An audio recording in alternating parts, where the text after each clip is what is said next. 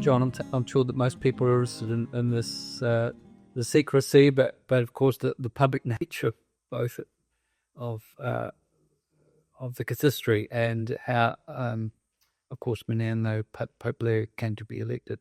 I know there's some things you can't say, obviously, particular discussions, but perhaps you can say some things around that. For instance, is there some sort of lobbying process? How does it all work, John? Tell us.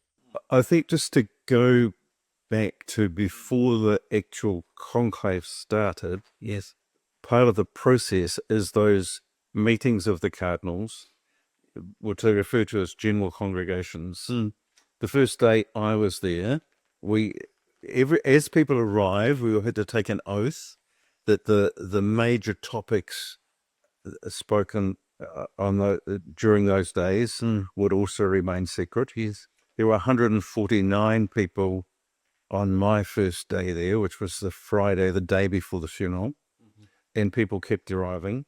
And those meetings, all the cardinals, including the non-voting cardinals, those over 80, are eligible to be present.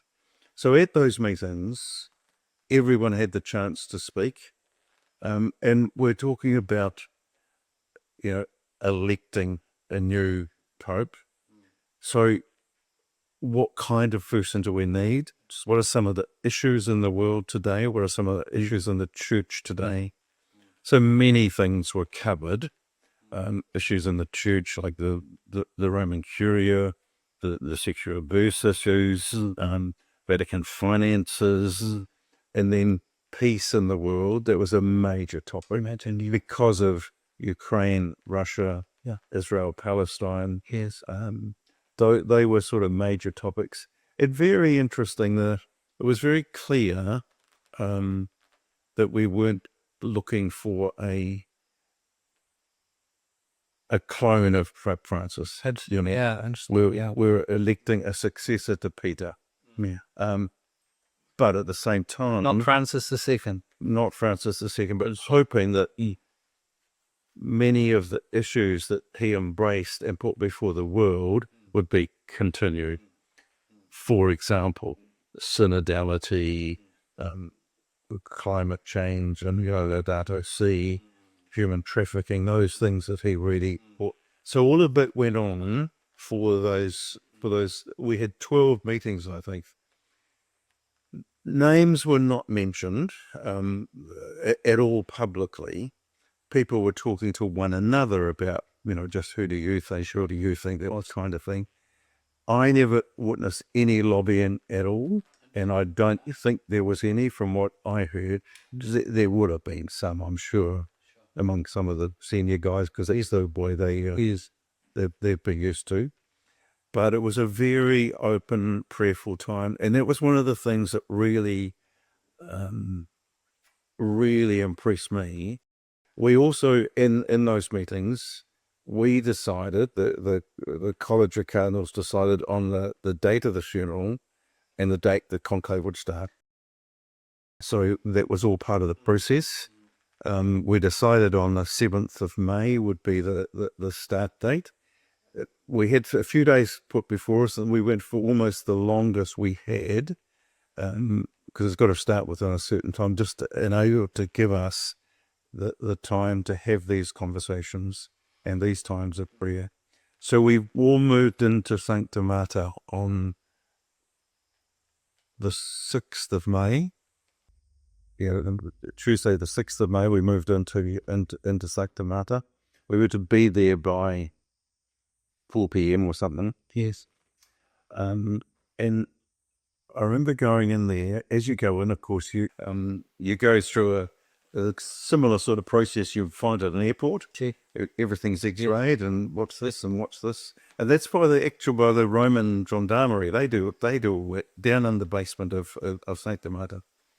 I went to my room. The rooms are all just assigned by lot, so there's no favoritism.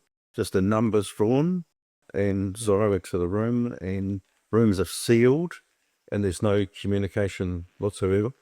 Means of communication.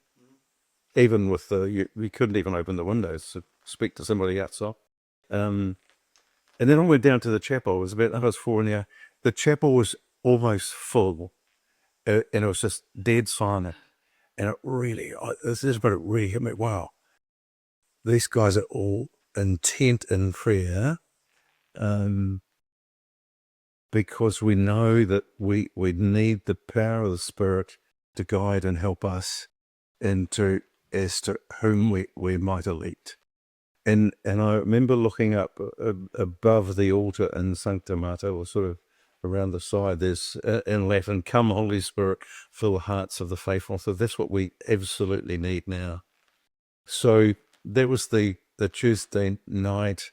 The Wednesday morning, we had a mass in St. Peter's, led by Cardinal Ray, who had chaired the meetings, who now is in his early 90s and so is not eligible to vote. But he was amazing. He celebrated the Requiem Mass and preached magnificently. So we had a Mass that morning, and then in the afternoon of Wednesday, the 7th of May, we were due to meet in the Pauline Chapel, which is fairly close to the Sistine Chapel, for sort of some directions about what happens when we go into the Sistine Chapel. It was a time of prayer. And we're all seated in strict order of the time of our appointment as cardinals, so that when we moved into the Sistine Chapel, we would automatically go to the seats that were allotted for us. And you would have sat next to those men often, I'm guessing. Yes. Yeah, well, we know them. Because we sit, you always sit at meetings in the order that you've been appointed. So some of the... on the other side of you, John. One is Charles Bow from Myanmar, and the other is a Coptic cardinal from Ethiopia, who's the loveliest and absolute gentleman.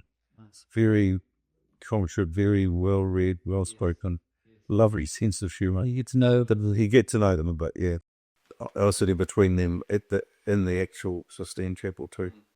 So as we moved into the chapel, it was a very powerful time, because we process into the singing of the Litany of the Saints. And I was very conscious of anyone watching this. I was very conscious that just before I left New Zealand, I had a text from someone who had seen an interview I'd done that morning at our cathedral in Wellington. And she said, from now on, it was a Mercy sister, she said, from now on, I'm going to pray the Litany of the Saints every night for you and the cardinals. And by the time I got to Rome, Gavin, our communications advisor, said to me, do you think you could make a little video and ask people in New Zealand to join in that? And I said, well, Gavin, you're asking the wrong person to make a video, because I'm technologically doing those sort of things. But I met a friend, a journalist I know from Canada, actually. He made it in no time and sent it back to Gavin. And I know that many, many people in New Zealand joined in. Yes. And I'm really grateful, because as we processed in singing the Litany of the Saints, Yes, I was conscious that so many people were actually praying for us. yeah. Because they went right around the country, and I had messages from schools and diocesan groups and individuals and families. We're praying the Litany of the Saints every night, and it's astounding to hear the number of people who do. So that was a powerful moment. It's a beautiful process, John, because it looks like, of course, there's the elite of the church to the election, but in fact, we trust that the smallest, Absolutely. 12,000 miles away here in New Zealand, are contributing spiritually to this whole milieu. Yeah, amazing. So I was very conscious of the people who were supporting us. Once in the chapel, we processed it one by one, and this all takes quite a long time. Yes. Processed it one by one, put your hand on the book of the Gospels and say in Latin, I don't say it in Latin here, but you'll say, for me, I, John Cardinal Dew, promise, bind myself and swear, so help me God, in these holy Gospels which I touch with my own hand. So that's, by the time everyone does that, Yes. and you're aware that you're in incredibly sacred space, which has seen many of these conclaves and elections of popes. So we all did that and filed back to our seats. And then Cardinal Cantalamessa, who was the preacher of the papal household, gave a meditation. I think Which it was a long one. it was a very long. It was over an hour. He spoke in Italian, but we were given a copy which has it in Italian, French, English, Spanish, and German. However, the printing is quite small, and I found it quite hard to follow. The light wasn't that wonderful. It was hard to follow, especially when it went off for so long. But he had some wonderful things to say. Yeah. And really sort of set the scene for us. Just a couple of things. Is there? He said, "Is the scrupulous observance of the law, with its moral precepts and religious practices, rubbish? Yes, compared to the surpassing knowledge of Christ Jesus.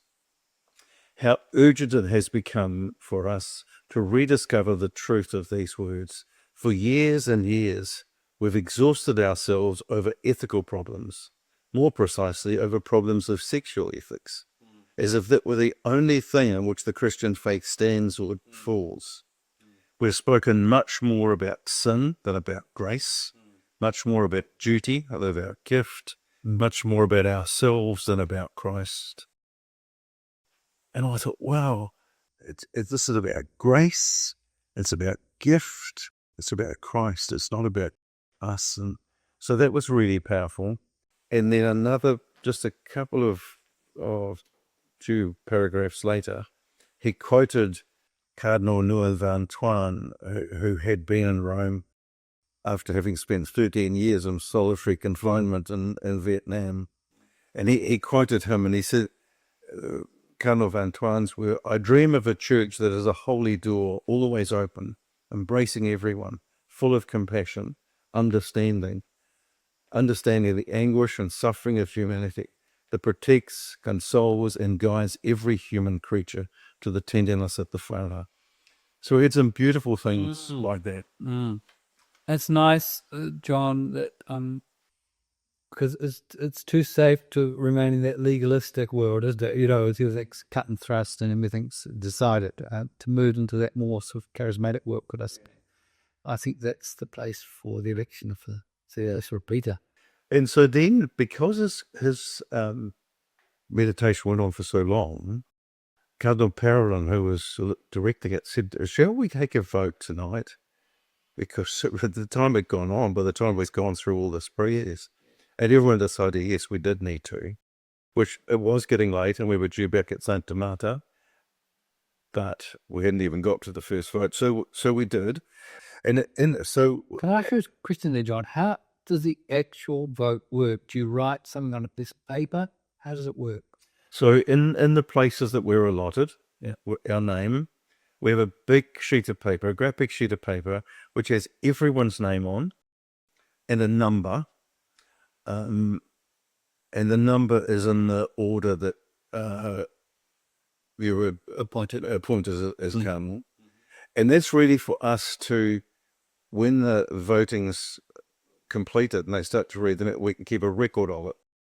But at the end, so after the first vote, all of those papers are picked up and burnt with the votes. You don't keep a record of any note you have. Right, has to be burnt as well. So you're sort of witnesses to the process, but then it's burnt. So yes, and then in your place, they come around and they hand you a little card which was folded over, and it says in Latin, "I elect as Supreme Pontiff," and just a place for you to write the name.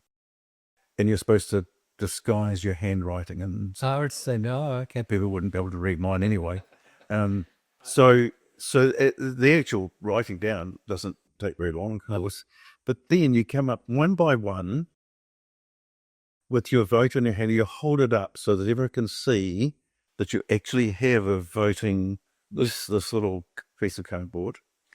You stand right up, right facing Michelangelo's Last Judgment by the high altar in the Sistine Chapel. But you say you have another vote then, not another oath, as you're putting your voting paper, your ballot paper, in the container. You're looking at the judgment, the final judgment, and you're saying, I call as my witness Christ the Lord, who will judge me. Then my vote is given to the one whom, according to God, I believe should be elected. So it's a very serious and a solemn moment as you're doing that. And that, of course, takes quite a long time. There are 133 of us. Wow. And it goes into a container. Does someone then take them and count? It goes into a big container. So once the 133 come up, there are 6 cardinals, again, chosen by lot. So there's no favoritism. Yeah, that was part of this idea that we all had a number. And so if they'd called out number 44, I would have been one of them. I kept thinking, please don't pull out number 44. Please don't pull out. So 3 of them start counting the votes to make sure that there are 133. The first thing they do is just count them individually. Una, due, tre, quattro, all in Italian, until they get to 133. And we're told, if there's not 133, the vote's null and void. We have to start again. If they're 132, if they're 135, thank goodness that didn't happen. So once they've established there's 133, then the other 3 who have been chosen by lot, one starts reading out the names, and we can keep a record of it if we want to on our sheet of paper, which, as it turned out, was really helpful for when Leo was elected. That takes quite some time. One reads them out, one checks the name, and the other one has a piece of red thread, the same as we saw in the film The Conclave, and it's with a needle, and it's all just put on this big long red thread so that it can just be all kicked together. And when it's inconclusive, as it was that first vote, those ballot papers and every other paper we had is all collected and burnt. What do you mean by inconclusive, John, in the sense that someone gets 30, someone gets 50, someone gets 10? Yeah. What does inconclusive look like? What are you looking for? 2/3 of the vote. Yeah. So the first vote, inevitably, nearly always, there's quite a range in the first one, of course. Sort of testing, I think some are testing. Yes. So quite a range. So no one elected, there's black smoke. If someone gets 5, you can't withdraw your name. No. But people just realise that if 5 is not going to work. So it's right. Need to vote somebody. Vote for someone. And that first time, some got 2, some got 5, some got 10, of course, yeah, sure. Well, some got 1, It's just so back we go to St. Domata for good night. I'm going to ask you a question here. I hope I ought not, but you get back to St. Domata, can you sit down and have a nightcap or something like that? Well, we had a lovely dinner. Yes. We had a lovely dinner and had some lovely wines. And it was late, because of course. It's because of the dog, was it? It was almost, by the time we got back. And of course, as we heard later, although we were sort of guessing, the people in the square were just bewildered. What's happening? What's going on? There's been no white smoke and no black smoke.